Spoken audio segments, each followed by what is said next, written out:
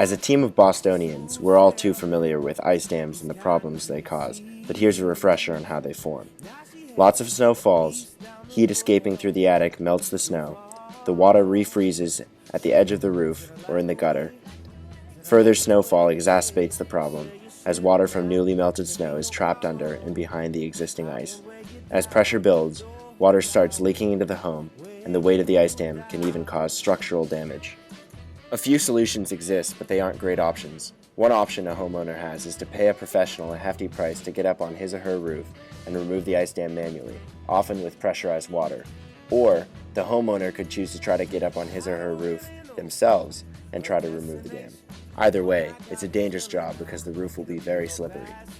Another option is to pay for the costly installation of heating wires on the roof. While effective, these wires increase your energy bill and will cost thousands to install, making them out of the price range of most homeowners.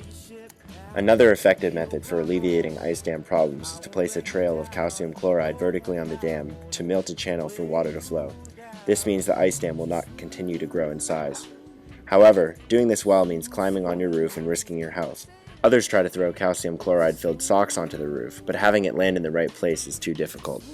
Gyrodicer is an autonomous drone that will first circumnavigate and inspect the roof of a home, returning thermal and color imagery to a smartphone app. Then, carry a calcium chloride payload and accurately place it on the center of an ice dam to melt a channel and stop the buildup. Sweet honey, darling, you know I'm calling.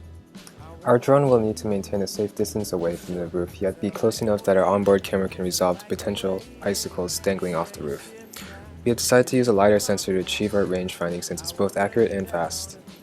Here in this demo, you can see the LiDAR being held away from the wall at 30 centimeters, and the program is currently reading about 40 to 42 centimeters. You can see the distance being updated as the LiDAR is being moved towards the wall. If the LiDAR is moved too close to the wall, an interrupt will be fired.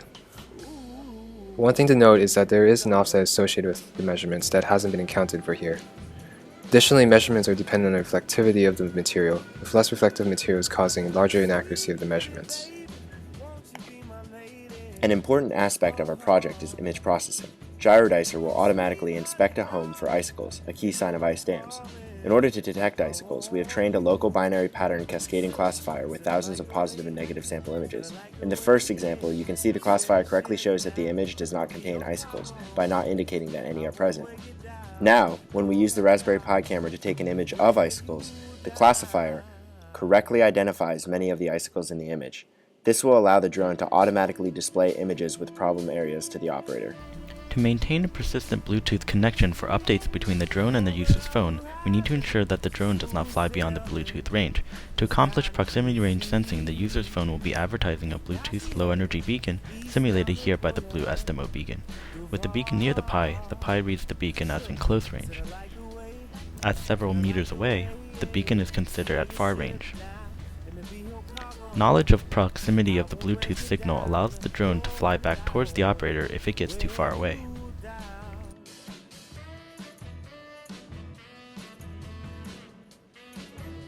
This is the app logo for Gyrodicer. This is the home page. It is intentionally very simple. There are two buttons, Start Mission and Previous Missions. For the purpose of this test, we will only be looking at the Previous Missions section. When I click Previous Missions, the program connects to the cloud to retrieve metadata. This is done using the AWS API.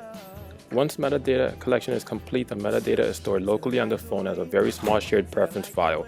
The app uses the metadata in combination with the Picasso library to load and display the images.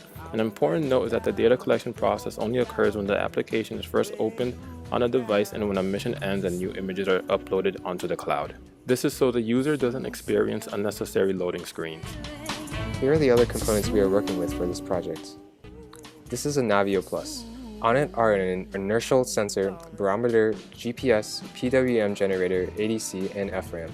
GPS antenna is required for a good reading of the drone's current position.